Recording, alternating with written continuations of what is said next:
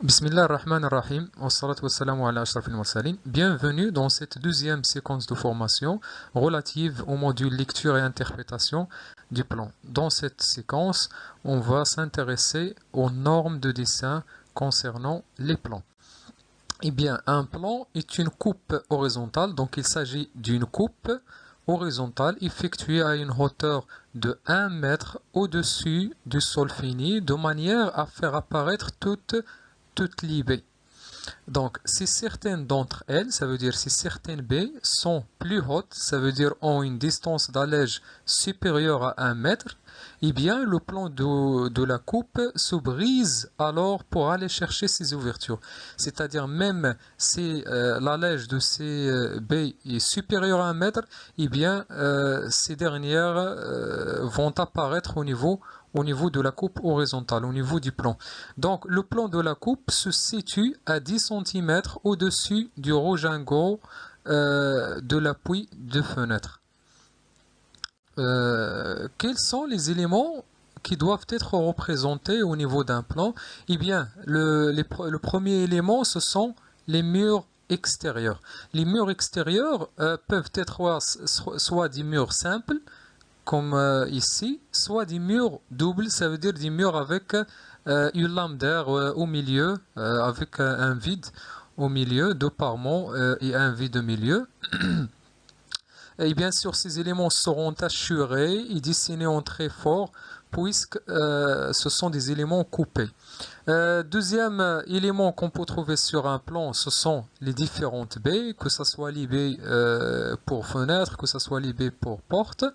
Troisième élément, ce sont les portes intérieures. Les portes intérieures, bien sûr, elles sont composées de deux éléments, les vantaux, donc ce sont les parties mobiles ici, et bien sûr les bâtis, ce sont les parties fixes.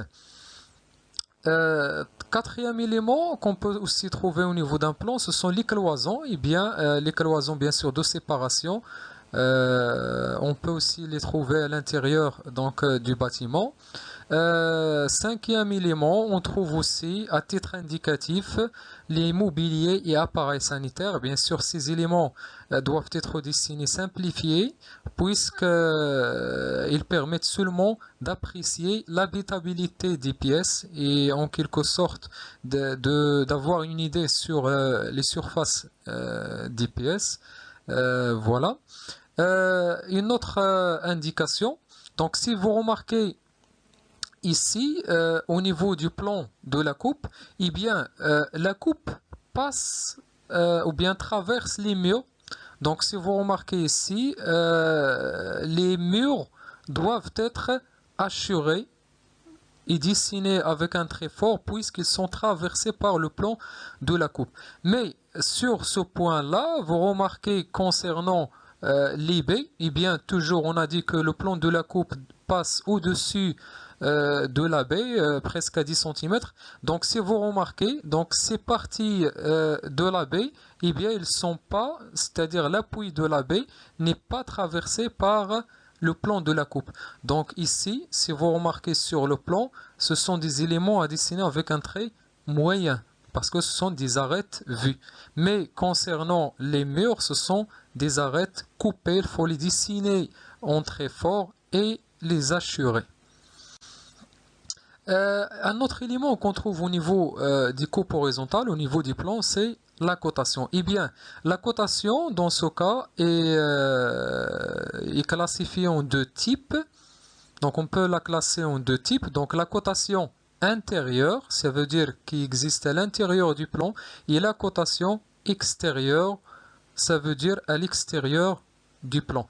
Eh bien, concernant la cotation intérieure, donc, il se compose d'abord des dimensions intérieures des pièces, ça veut dire largeur et longueur des pièces. Vous pouvez le remarquer ici, par exemple pour le séjour, j'ai ici la largeur, plutôt la longueur, et pour la largeur, eh bien, il n'existe pas ici au niveau du séjour. Pourquoi? Parce que le séjour et la cuisine ont la même largeur. Eh bien, c'est pas la peine de l'inscrire sur les deux parties, je l'inscris seulement sur une partie. Même chose par exemple ici concernant le salon par exemple, et bien ici j'ai la largeur du salon et là j'ai la longueur du salon. Donc seulement à noter ici, si deux éléments ont la même largeur, et bien c'est pas la peine de répéter deux fois la ligne de cote. Le deuxième élément donc de la cotation intérieure, c'est les épaisseurs des murs et des cloisons. On a ici un exemple. Donc là j'ai la dimension d'un mur simple et là j'ai la dimension d'un mur double. Donc cette cotation aussi appartient à la cotation intérieure. Troisième élément de la cotation intérieure, c'est la largeur des portes intérieures. Et bien là, la largeur des portes intérieures, vous pouvez le remarquer ici. Donc on le représente, mais généralement il est représenté simplifié par une fraction avec en haut on a la largeur des dB, bon par exemple pour une porte 90 et en bas on aura la hauteur et bien sûr par exemple 2 mètres 10. Donc en haut on a la largeur de la baie et en bas on a la hauteur. Donc on peut le remarquer par exemple ici. Bon, là, c'est pour une fenêtre, mais ça appartient bien sûr, puisque, plutôt, je m'excuse, c'est pour cette porte donc d'extérieur, puisque cette porte, la largeur de la porte existe déjà sur la cotation extérieure, donc c'est pas la peine de mettre ici la fraction avec hauteur et largeur, eh bien, on ajoute tout simplement la hauteur au-dessous plutôt de la ligne de côte extérieure. Le quatrième élément qu'on trouve au niveau de la cotation intérieure, c'est la cotation des niveaux. Bien sûr, si vous le remarquez ici, on a le niveau de référence en général, c'est le niveau fini du rez-de-chaussée. Donc, il est là, plus ou moins 0.20, puisque la cotation des niveaux est donnée en mètres. Et là, si vous remarquez, on a plus 0.35. Ça veut dire il y a ici une différence de niveau entre le salon et le séjour. Donc cela est illustré ici. À l'entrée du séjour, on a deux marches. Donc là, vous avez la numérotation des marches. Vous avez ici la première marche et ici la deuxième marche, puisqu'il y a une différence de niveau.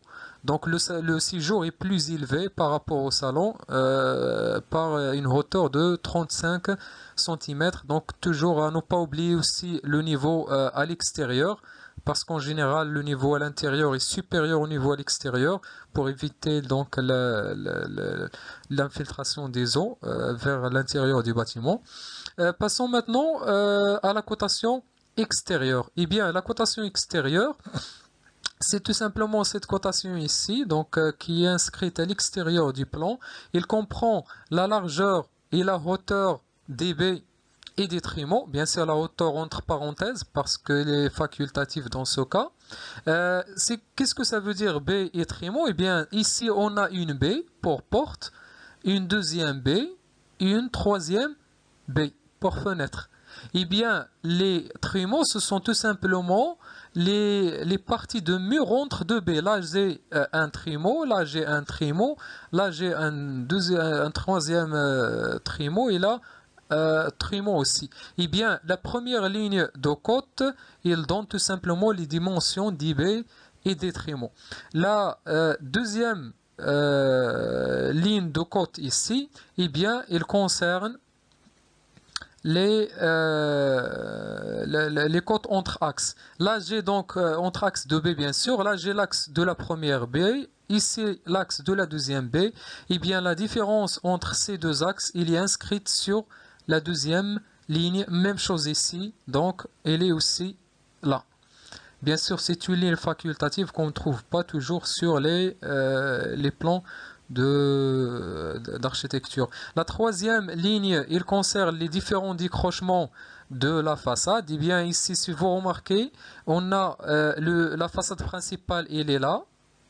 Et bien ici, on a un saillie de mur de façade, ça veut dire une partie sortante, et donc la dimension de cette partie sortante est notée sur la troisième ligne, il est là, d'accord.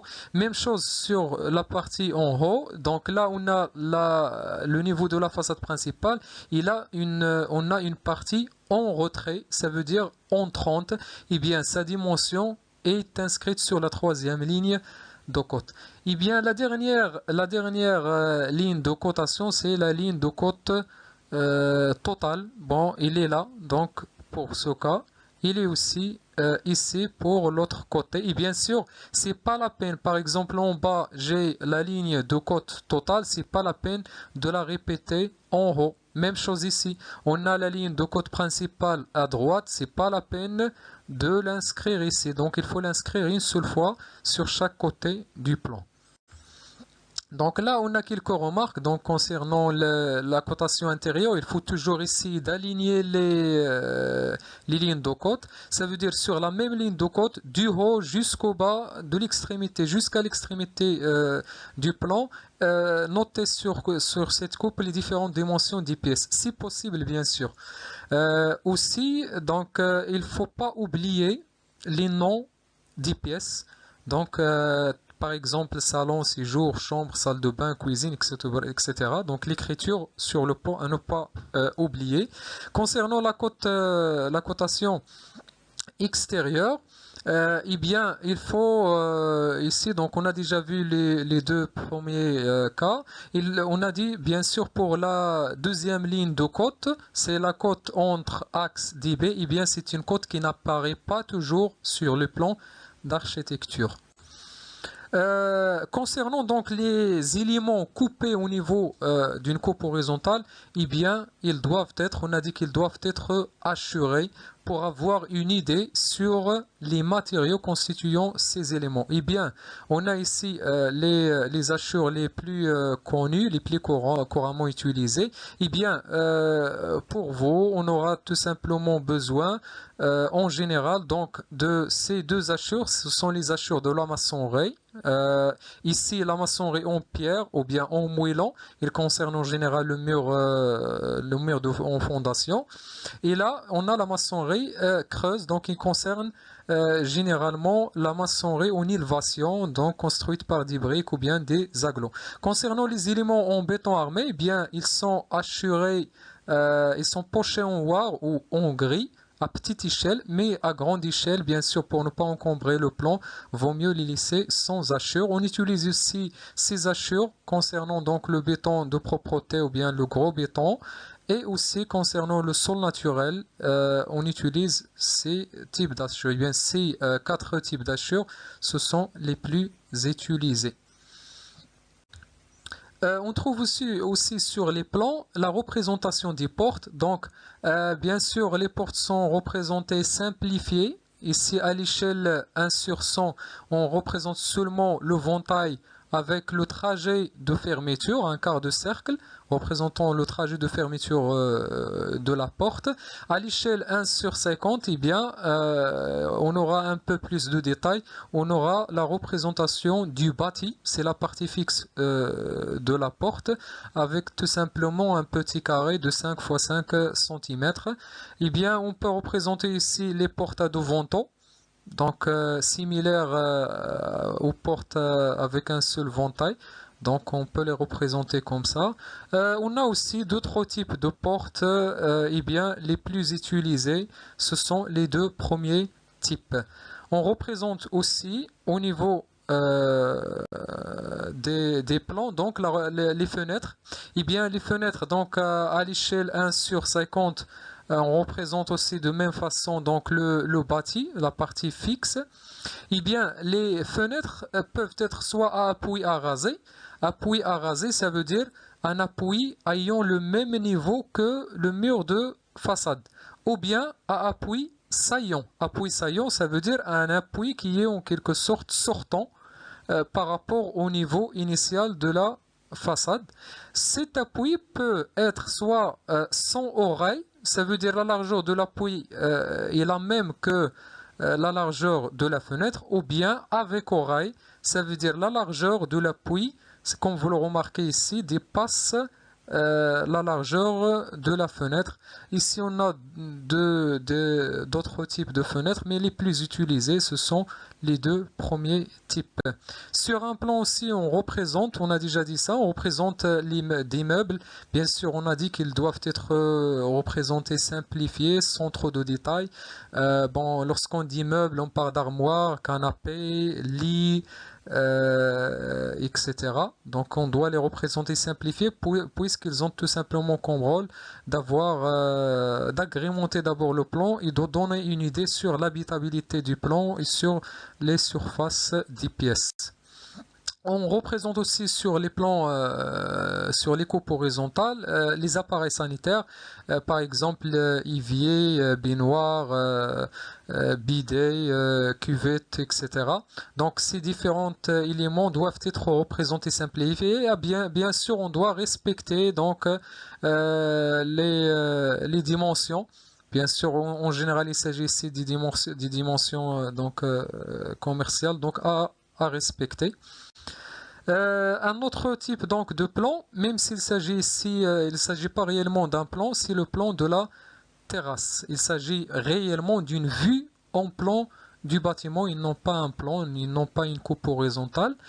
Et bien là, qu'est-ce qu'on trouve au niveau d'un plan de terrasse? En général, on trouve le trajet donc emprunté par les gouttes d'eau. Donc là, j'ai ici un autre trajet avec bien sûr il faut noter aussi la pente moyenne de la terrasse. Bien sûr, ici, on représente une terrasse inaccessible puisqu'on n'a pas de couverture d'escalier.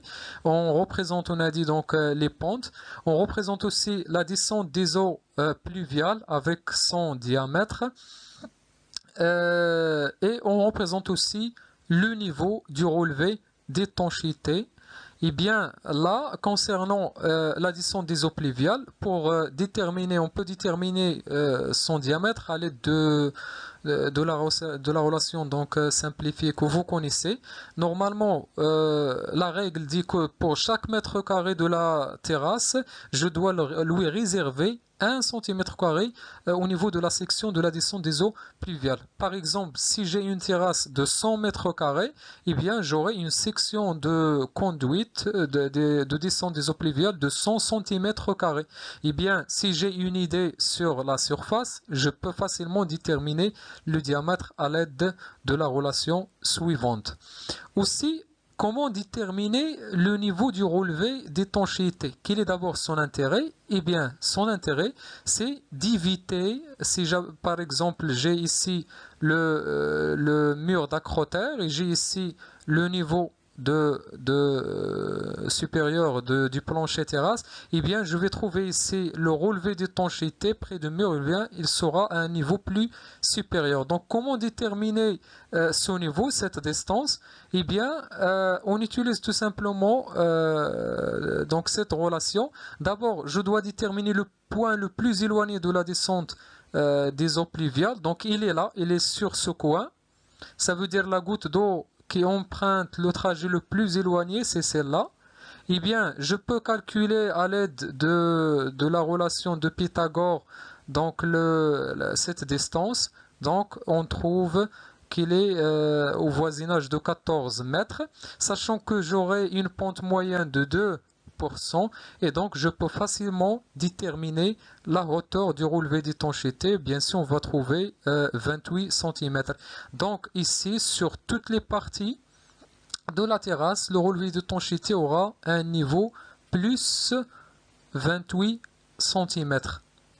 Donc voilà, c'est tout ce qui concerne le plan terrasse. À ne pas oublier bien sûr ici la cotation. Tout simplement, on cote le mur d'accroteur et une ligne de cotation totale.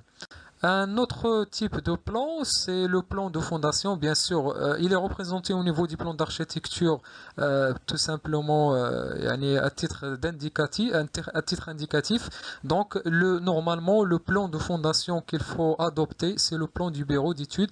Et donc, on va voir les détails de ce type de plan au niveau de la séquence relative au plan de coffrage. Donc, dans la prochaine séquence, on va s'intéresser à la normalisation des coupes verticales. Cette séquence se termine ici. Merci pour votre attention.